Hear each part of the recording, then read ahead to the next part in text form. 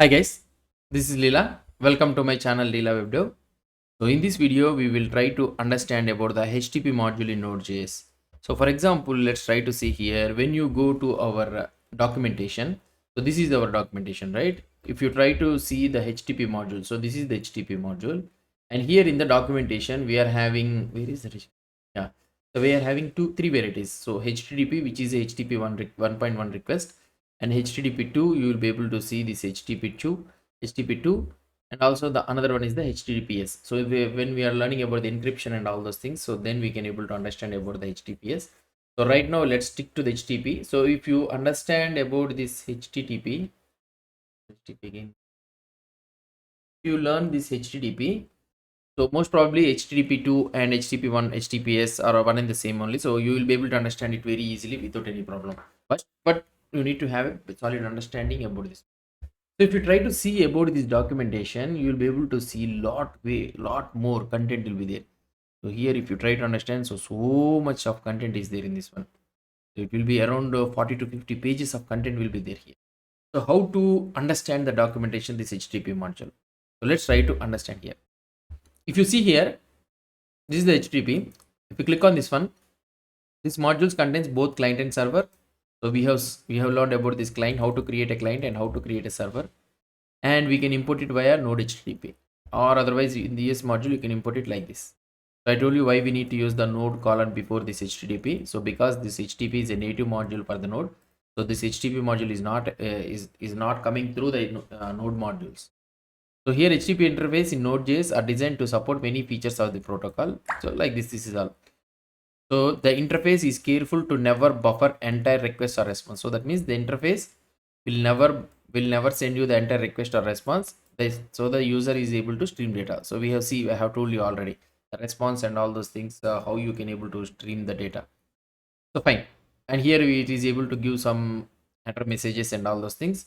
So it will be represented by object like this. All the keys are lowercase, values are not modified. So this is how you will be able to see.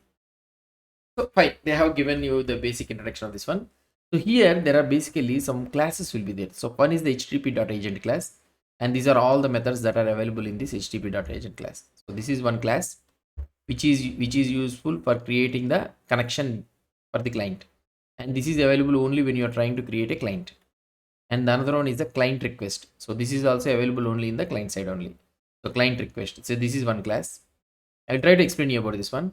And here you'll be able to see the http.server class, and here http.ServerResponse, and http.IncomingMessage, and http.OutgoingMessage. That's it.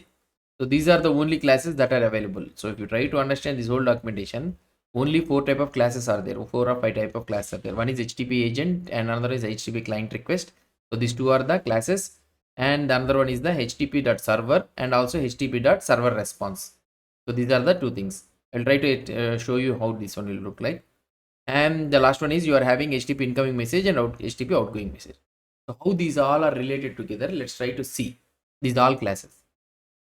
So now I will try to show you a diagram for this one. Okay. So while creating a server, so you will be required http.server and http.ServerResponse. So these two are the classes which are available in the server side. When creating the client, you will be having http.agent for creating the agent, that is TCP connection. Client request means for making the client request. So these are the two classes that are available only in the client. So you cannot use this agent in the server while creating the server, or otherwise you cannot use this server here. Okay. So these are the two classes that are available, and these are the two classes that are available. Fine.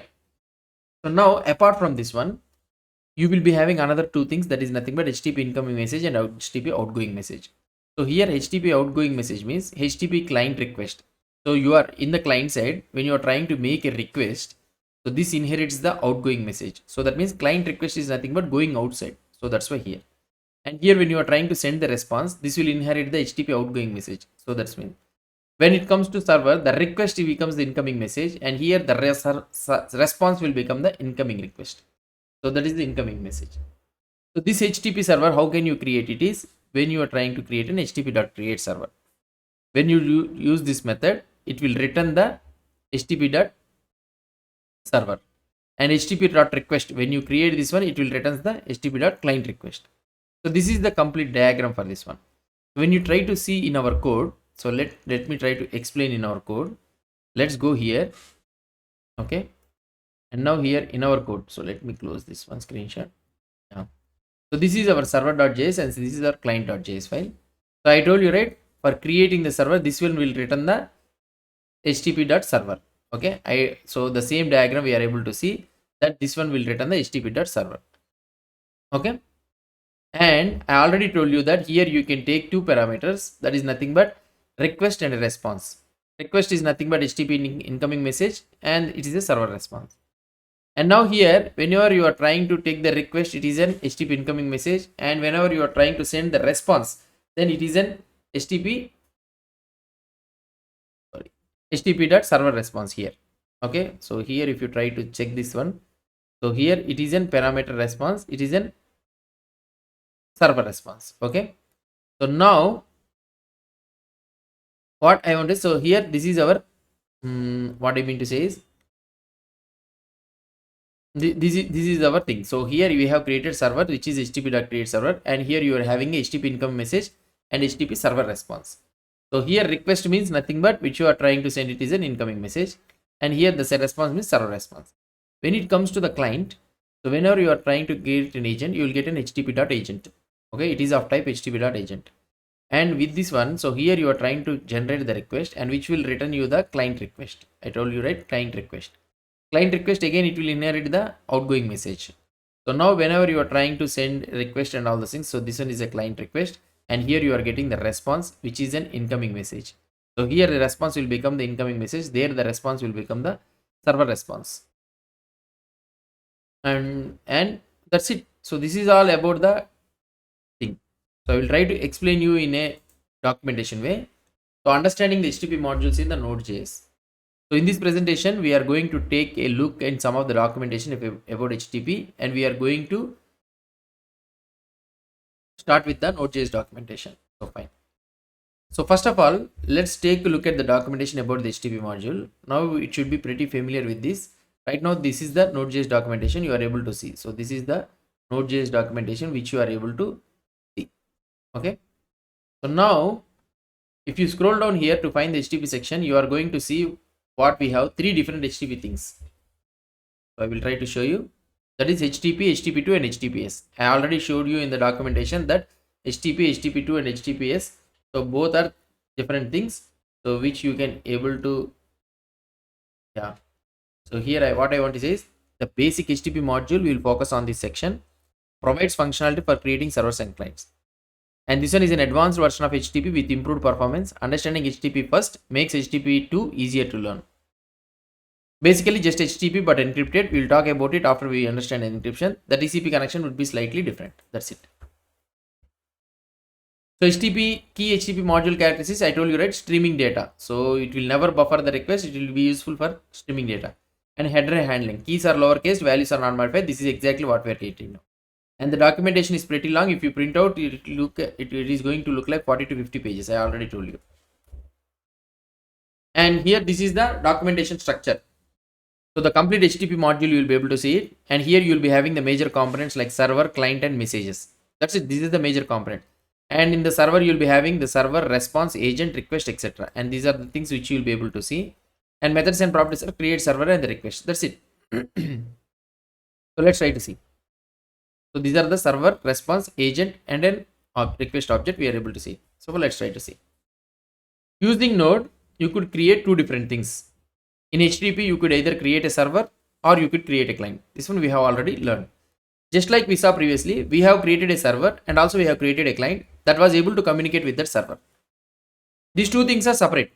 You could either create a server or you could create a client. Now in the same application, you could have one server or you could have multiple servers. Or you could have multiple clients all together, but they are separated. They could talk together, but they are two different concepts. That is what I want to say. So creating a server and creating a client are two different concepts. So what are the server-side HTTP objects you'll be having? There are two server-side HTTP objects or classes. Let's say that HTTP server and HTTP server response, which I have told you. The main server object created when you call create server. So when you call this create server, it will return you the server object. And here server response, the object used to send response back to the clients. In the server, we have got two very important objects that we have to understand. One is HTTP server and another is HTTP server response. These are specific for creating server. Whereas comes to client side HTTP objects, so HTTP agent and HTTP client request manages connection persistence and reuse for HTTP clients. The object used to send requests to the servers. In the client, we have got two very important ones. One is HTTP agent and another HTTP client request. These are specific to create a client. And this is the shared message objects. One is incoming message and outgoing message. This one is shared. So in server, this HTTP incoming message becomes the request, and in the client, it returns the response. And here is the client request and server response, server side. So outgoing message. So basic key module methods are HTTP create server, HTTP request, and http.get methods. So this one also in Node.js documentation you'll be able to have. So the base classes will be HTTP incoming message and HTTP outgoing message. So these are the base classes. And from these classes, the derived classes are request and server response inherited from the outgoing message. And here server and client use these objects for communication. That's it. So if you try to read the documentation, you'll be able to understand it and implement server and client and handle the messages and manage the connection. So if you go to your terminal and if you try to see, I will try to show you this one also. So status codes and all those things. And agent purpose. The HTTP agent is responsible for managing connection, persistent and reuse for HTTP clients.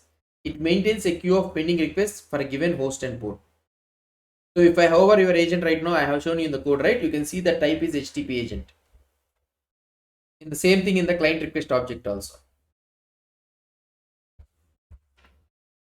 So these are the main things. So here you will be having these are all the things. So let us go to the documentation. Now we will try to understand the documentation. So here now you understood about this one, right? So http.agent. So this is used for this one. So you will be able to see all the methods available in this object. And http.ClientRequest. Okay. So http.ClientRequest. So these are all the events available in this one. Now here you will be able to see you are having this get headers, set headers. So these are all the things you are having it, right? And this one is client request. So this one is inherited from the outgoing message. So if you try to check the outgoing message, so the same messages you will be able to have. So here see get header, has header, these are all the methods you are able to have. So the same methods you will be able to see. And in the response also, in the server response also, you'll be able to see get header, get headers. These are all one and the same, which you will be able to see in the outgoing message. So that's it. And if you try to see the incoming message, so these are all the messages which you are able to see.